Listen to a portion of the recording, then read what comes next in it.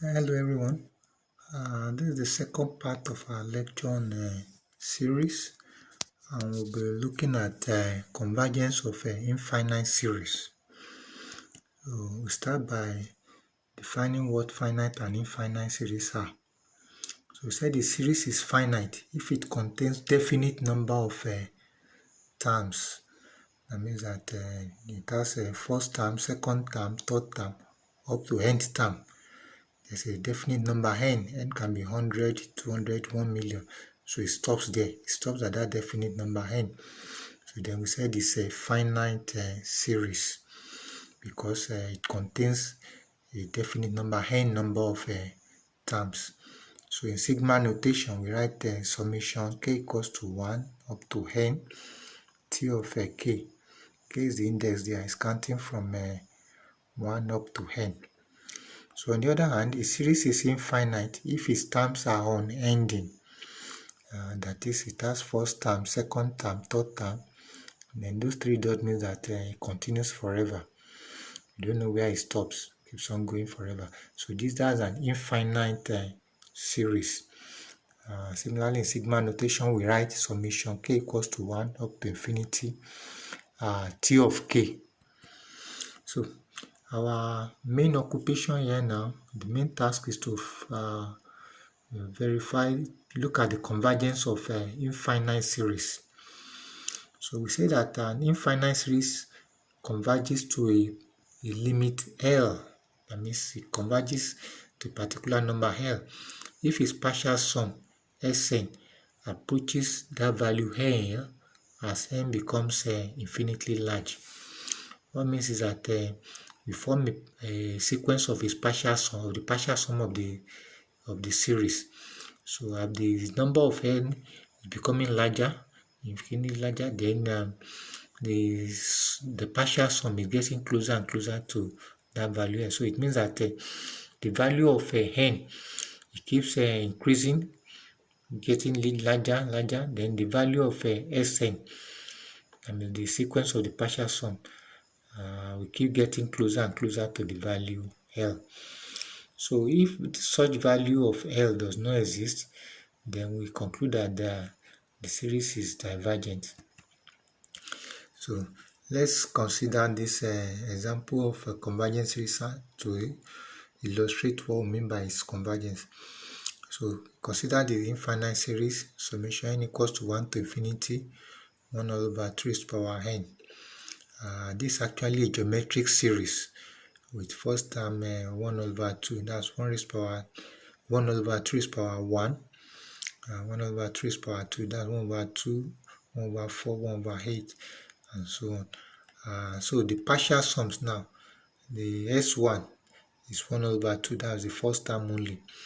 Then the S2, that's the second partial sum, will be first term plus second term, that's 1 over 2 plus 1 over 4, and that is 3 over 4.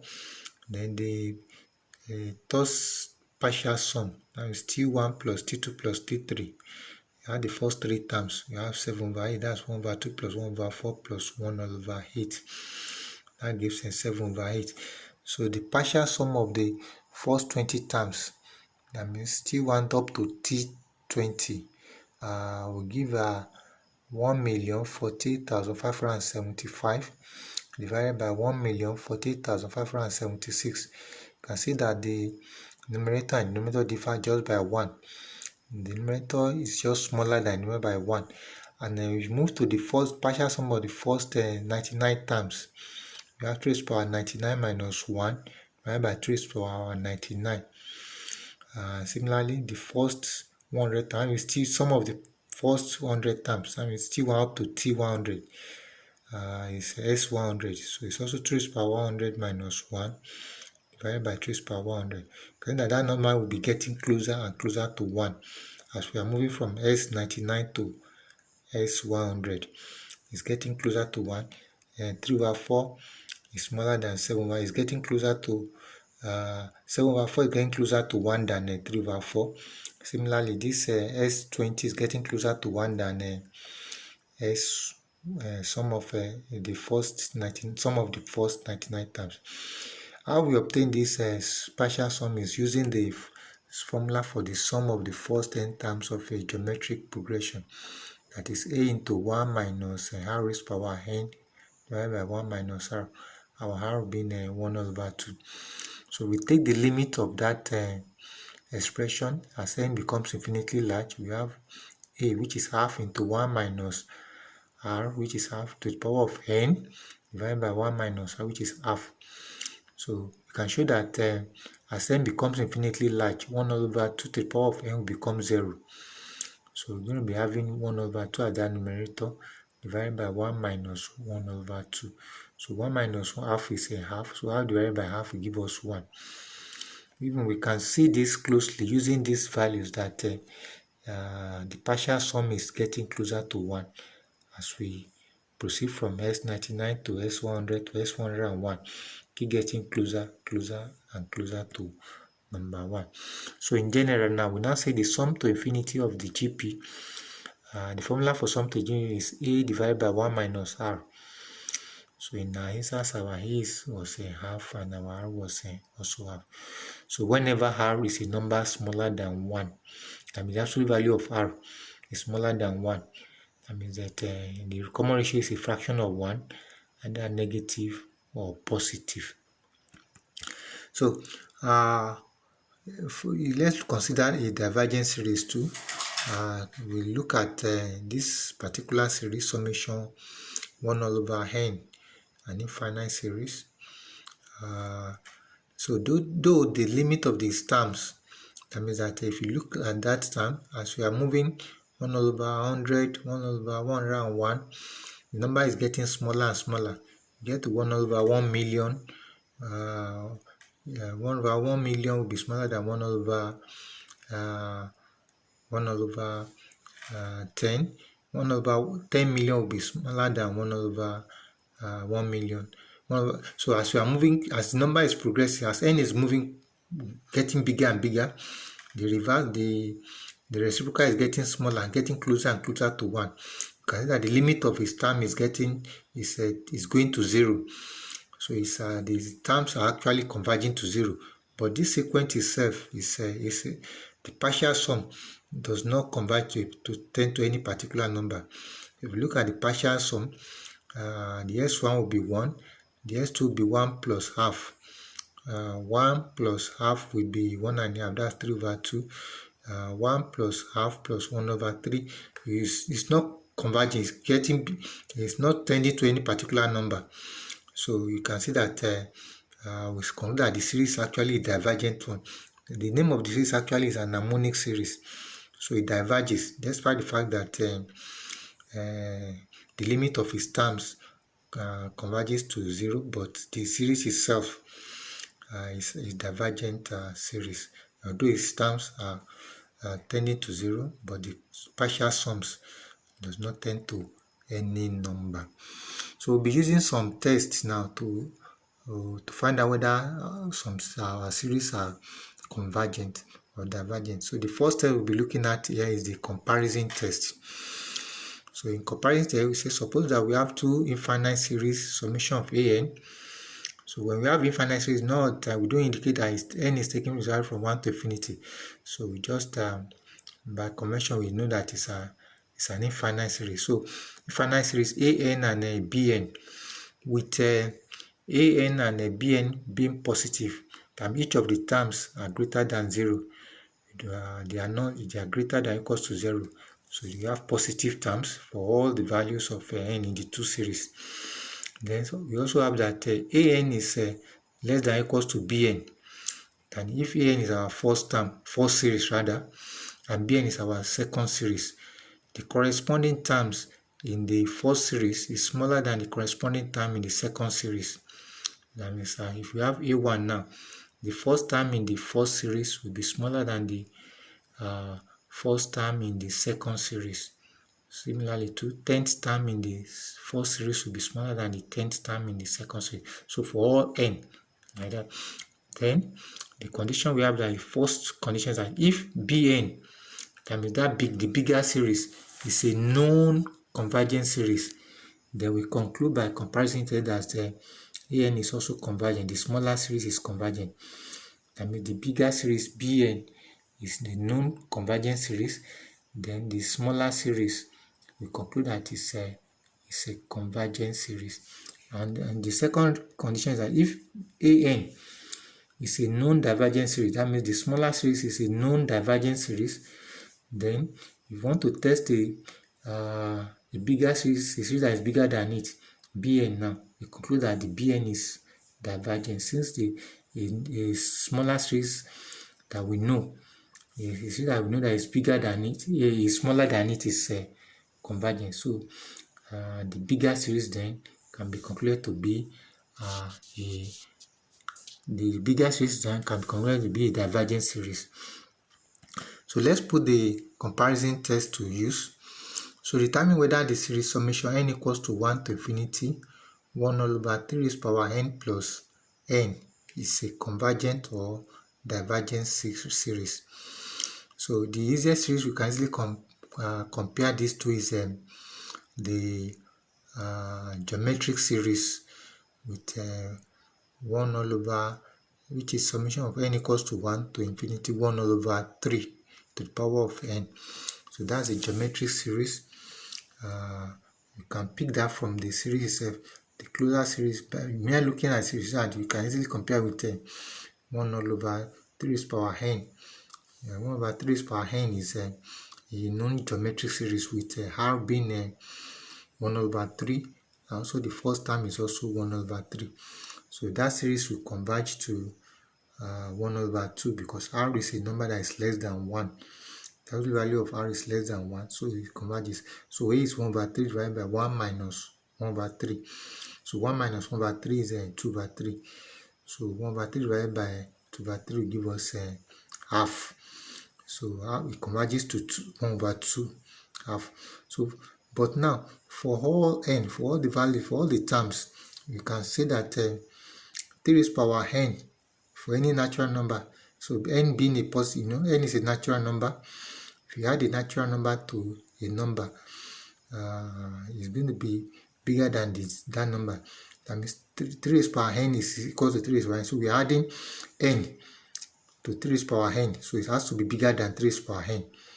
When you add a number, you add 3 raised power 1 plus 1, 3 raised power 2, that's 9, plus 1, that's 10. 10 will be greater than 3 raised power 2, and so on like that. So for all values of n, 3 raised power n plus n will be greater than 3 raised power n.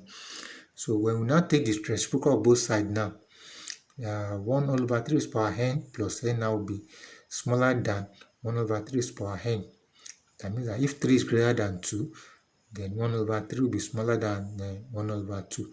We take reciprocal of a particular two numbers, the direction of the inequality will change. So this will be for all terms. And since the terms are positive, for all the terms, there are no negative terms there. You can see that n taking value for natural number, there won't be negative terms involved. So we take this summation of these two series, the series formed by this nth term, we can see that 1 all over 3 raised power n plus n is a smaller series to a known convergent series of 1 over 3 raised power n. So we can conclude that by comparing that summation n equals to 1 to infinity 1 over 3 raised power n plus n is convergent. It's a convergent because it's smaller than a known convergent series, which is 1 over 3 raised power n. So the next test we'll be looking at is the ratio test. So say given an infinite series summation of an, then we define a number L, which is limit n tends to infinity, a raised to power n plus 1 divided by an. We take the ratio of the preceding term divided by the succeeding term, and take the absolute value.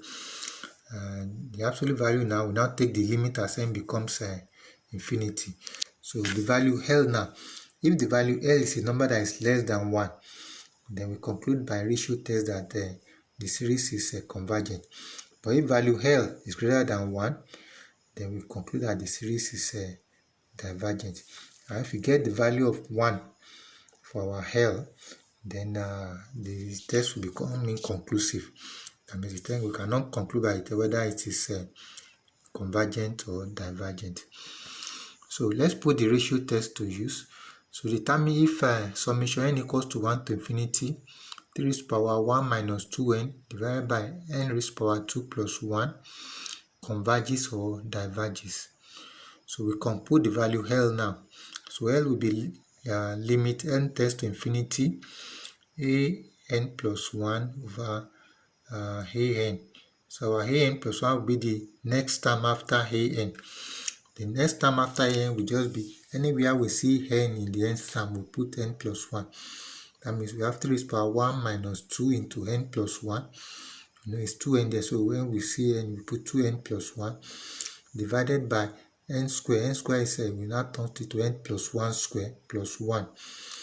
This first part now is our an plus 1. So our nth term, our an, is now dividing. So we reciprocate it. Our an is 3 raised to power 1 minus 2n divided by n square plus 1. So n square plus 1 will now come up. Since we are dividing, is reciprocating it. So n square plus 1 divided by 3 raised to power 1 minus 2n. So we simplify that ratio. So we can split it. 1, you open that bracket, 1 minus 2n minus 2. So we open that 1 minus 2n minus 2. So 1 minus 2 will give us minus 1. So we'll be having 3 raised to power minus 1 multiplied by 3 raised to power minus 2n. And the n squared plus 1 remains there as the numerator. That's the denominator. We didn't open the bracket, n plus 1 whole square. We leave it like that, plus 1. So that plus 1. Then for the other an, we split it at 3 raised to power 1 multiplied by 3 raised to power minus 2n. So 3 raised to power minus 2n, we cancel 3 raised to power minus 2n at the both numerator and denominator. So we have 3 raised to power minus 1 divided by 3. So that 3 raised to power minus 1 become 1 over 3.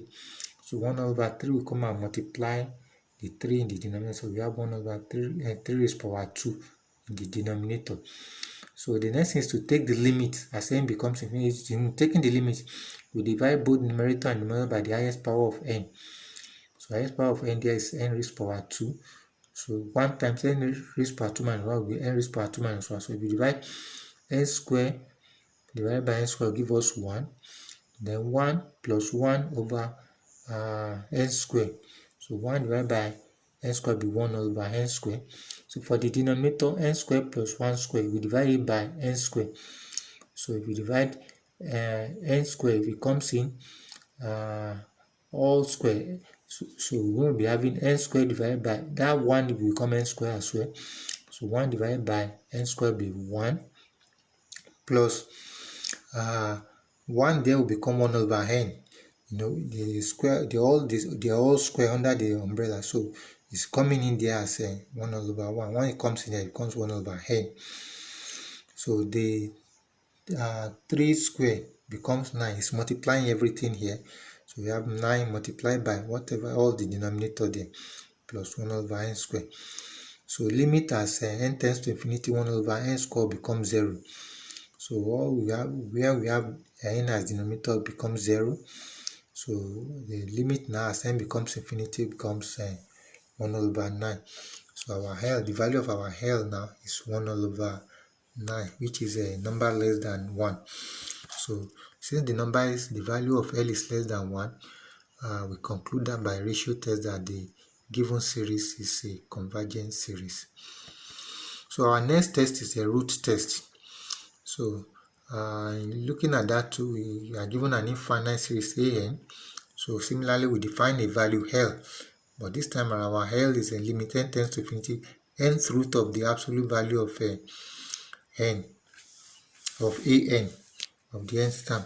So we take the absolute value of the nth term, we take the nth root of it, then we take the limit as n becomes infinity. If it's so now, if L now is less than 1, just like in the case of ratio test, is convergent. If L is greater than 1, it's divergent. And if you get the value 1 for our L, the test breaks down. So in putting the root test to use, we want to determine if this series summation n equals to 1 to infinity 3n plus 1 divided by 4 minus 2n all to the power of 2n. You can see that this series is having a power of n. So that will prompt the use of root test since it's carrying the power of n. Whether it's convergence or divergent. So we compute the value of L now. So L equals to limit n tends to infinity, nth root of the absolute value of the nth term. So we take the absolute value of the nth term, which is 3n plus 1 divided by 4 minus 2n to the power of 2n. Then we now take the nth root. So in the numerator, in the power there, we divide 2n times 1 over n. That will leave us with 2.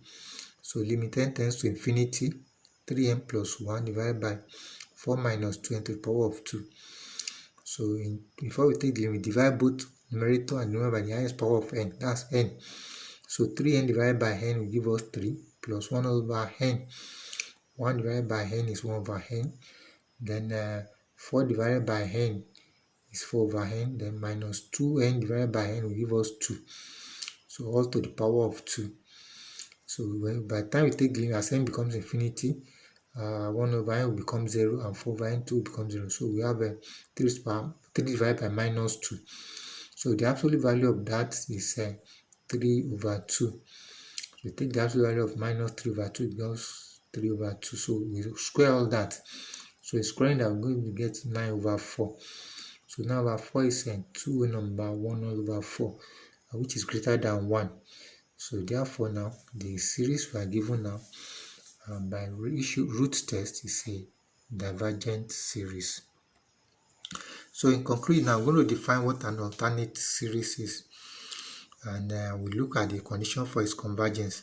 So suppose that a series summation, infinite series summation an can either be written as an equals to minus 1 to the power of n multiplied by another bn, and you can split each of the term to minus 1 to the power of n.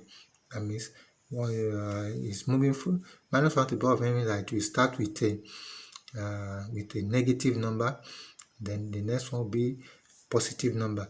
So bn will be always be positive. So bn, where bn is always greater than 0. And the second term, or an equals to minus 1 to the power of n plus 1. That means we're going to be starting with a positive number. There will be alternating between positive and negative for all n. Then an is referred to as an alternating series. So this series will converge only if the limit of n tends to infinity of bn. That means the positive part of the series is take the limit as n becomes infinity, it becomes 0, and the sequence of that positive series is a decreasing sequence. So if these two conditions are met, then the alternating series converges. So we're going to stop here. Thanks for watching.